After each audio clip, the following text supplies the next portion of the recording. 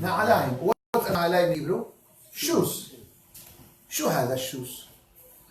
We're talking about first temple, second temple, and God says, hold on, there is one more strike against you. You sold the Sadiq for silver in order to buy shoes. Shoe had. Comes Pirkei Rabbi Eliezer, fantastic Hidush, and it says, the brothers of Yosef sold Yosef for money. Do you know how much money Yosef was sold for? I give you the answer. 100 grams of silver, 5 silver coins. What mitzvah carries 5 silver coins? Come on. Hazak Baruch. The mitzvah of Pidyon Haben. Comes the Hidah Kadosh and it says, every time a father performs the mitzvah of redeeming the son, when the son turns 31 days old, that action is atoning for the sin of the brothers that sold Yosef for 5 silver coins. So why is it only the Kohanim? Wait, relax. I'll go to you in a minute. Let me continue. Excellent question. Let's continue. Comes the Pirkei Rabbi Eliezer and it says, what did they do with the money? Now they have 100 grams of silver. What are you going to do with the money? Pirkei Rabbi Eliezer says, they bought shoes. They bought 10 pairs of shoes. And you may ask, why shoes?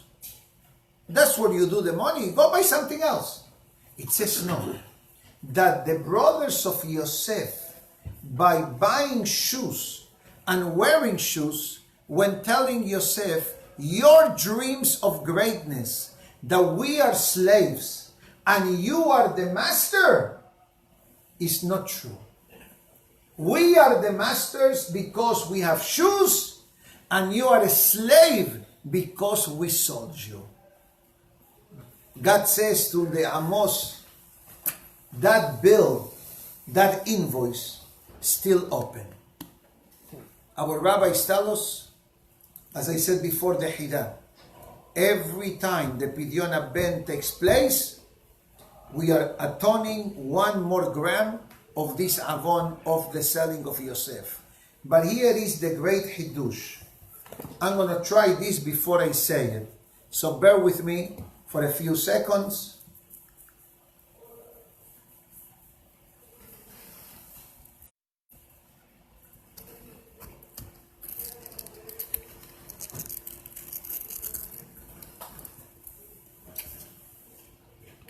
I ask you a question. How do you say shoes in Hebrew? Huh? Na'alaim. Do you know what's the numerical value of the word na'alaim in Hebrew? Shoes. 210. 50, 70, 30, 20, 40. 120 plus 90, 210. How many years were we in Egypt? 210. We went down to Egypt for the selling of Yosef HaSadiq. Where is this hinted in the Torah? I need to go back. Sorry.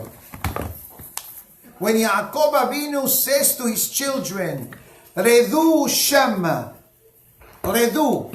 Yaakov says, when it comes to the famine, Yaakov says, Redu Shama. Let's say that you're going to Miami Beach now.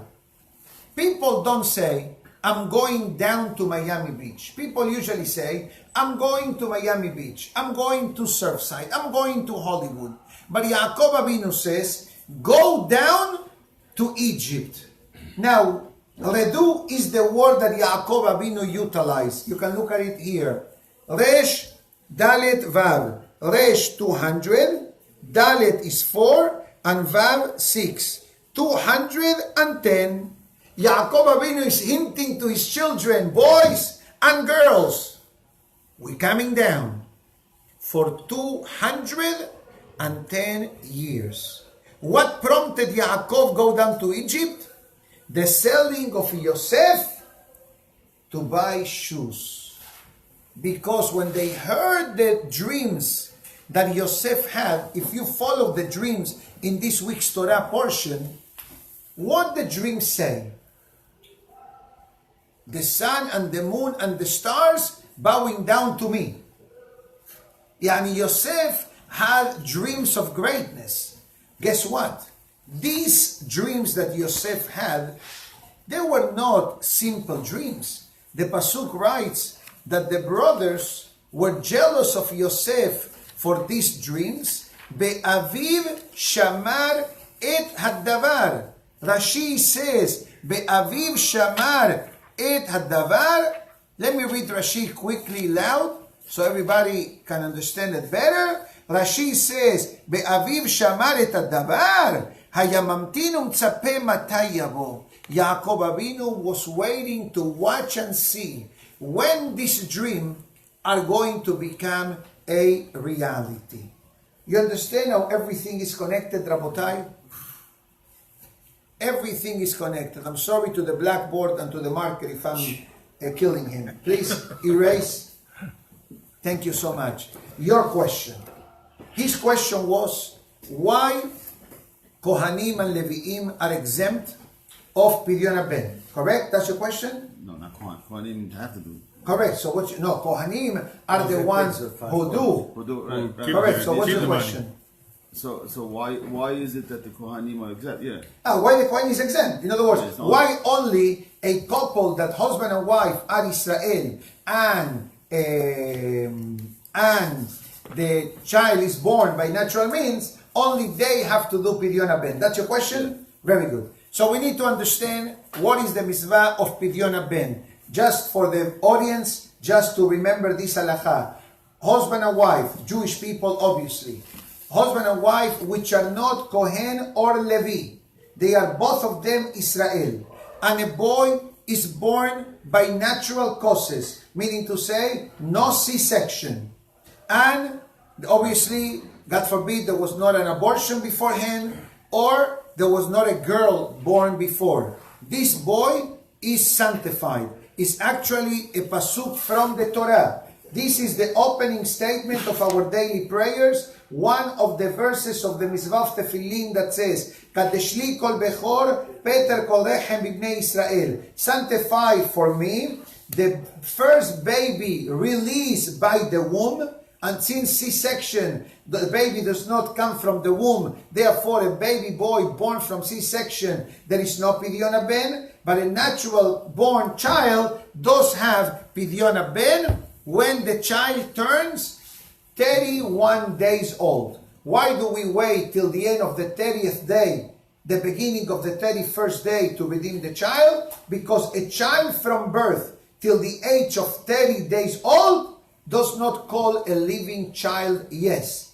In other words, yes, the child is alive and well, but the first 30 days, so to speak, is the adjustment period that a baby experiences on the physical world in order to start functioning fully as a human being. Because a mother may listen to me and say, Rabbi, come to my home, my child is 10 days old, and I'm not sleeping at night for a whole week. So let's clarify. The child is alive and well, but it takes 30 complete days for adjustment. Like a training period, so to speak. You know, a training period, that's what it is.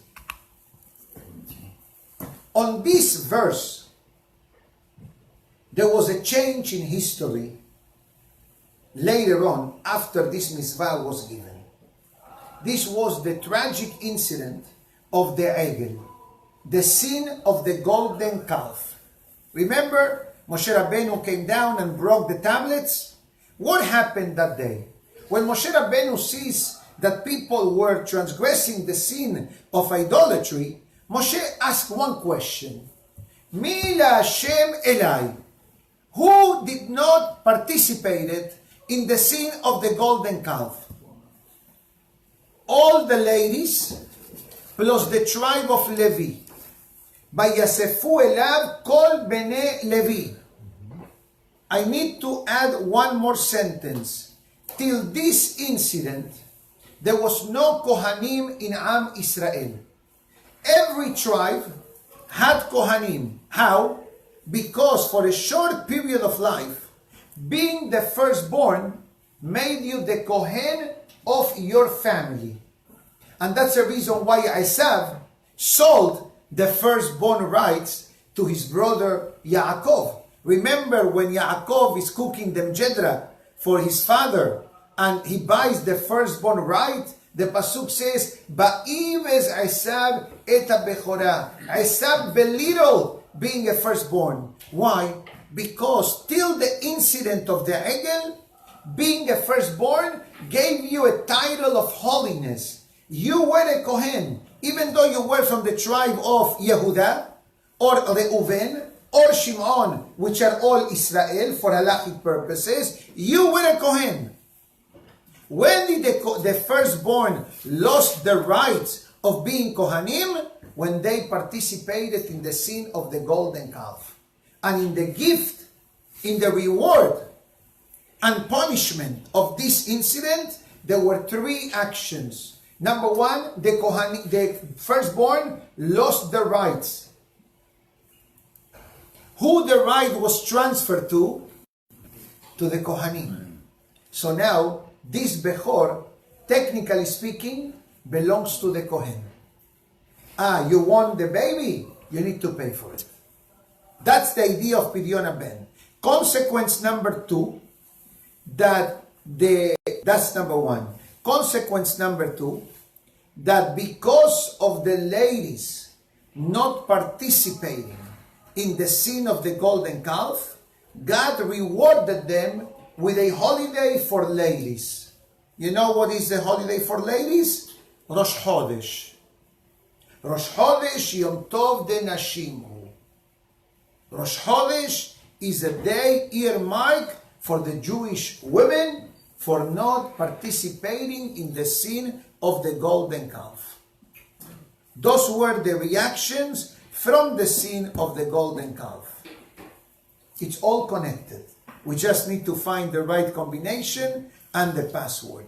The Musar of today, I have literally a minute and a half, with your permission, discusses a very interesting concept of how a person needs to make sure educating their children in the proper way. And here, besides talking about the Jewish aspect of life, Mizvot, Halakha, Torah, Kosher, Shabbat, etc., is also talking about attitude. That the children should be educated to act respectfully, properly, pleasantly, being careful how they speak, etc. But the Musar says from Sefer Haredim today, what's the formula? How can I achieve that? The Sefer Haredim says one line: start with yourself. When we show a good example, the kids, Be'ezat Hashem, will follow. Obviously, prayer is also required. Prayer is not something that I did Shaharit, Mincha, Arvit, and I finish praying, okay, God, I'll see you tomorrow. No. Take a few moments of your day to pray for your wife, to pray for your kids. And it says, the Musar of today, that this is the best formula. And one of the examples, and I think that I need to extend my 1.5 minutes, one more minute, because he gives a few tips. How can I become a better person? Give me a tip, Rabbi. I want to become a better person. Not that you are not. We are good people. But let's see what is the parameter of Sefer Haredim today. It says, rule number 1, Gamzu letova. Always for good. Be positive. Like the famous story of Nahum Ish Gamzu, that I discussed this in the past. Number 1. Number 2, Ladun lekav zechut. give people the benefit of the doubt. Number 3, ledaber tov, say only good things, positive things, uplifting things. Belishtok midaber ra kelal, and nothing bad should come out of your mouth. Whatever that means. If it means lashon hara, if it means cursing, criticism, etc. Be careful with your tongue and be careful with your berit milah. Personal holiness, because the tongue and the milah are connected spiritually, kabbalistically. Both of them are in the front of the body. Both of them point to the same area outside of the body, so to speak, respectfully speaking. And it says that the holiness of the tongue, of the language that a person speaks, the cleanliness, the holiness, the purity, and not the opposite, can bring special protection to avoid the person acting in ways which are halachically and morally forbidden. The Sefer Haredim goes further, but I think that the message is clear. We want our children to follow, we need to lead with an example. A picture is worth 1,000 words. You can say 1,000 times, go to shul, go to shul, go to shul, go to shul. But they show you, they see you. Okay, sweetheart, I'm going to shul, I'll see you later. That sentence and that action can do more than just telling them, you need to go to shul, you need to go to shul, you need to go to shul. Beautiful lesson today of the Sefer Haredim, as well the fascinating Zohar HaKadosh. We'd like to wish everybody to have a beautiful sunny day in South Florida. Let's say Kaddish, and we're going to make the special Ashkava Le'ilun Nishmat Hacham Abraham Sherem Ben Rachel Alav Shalom.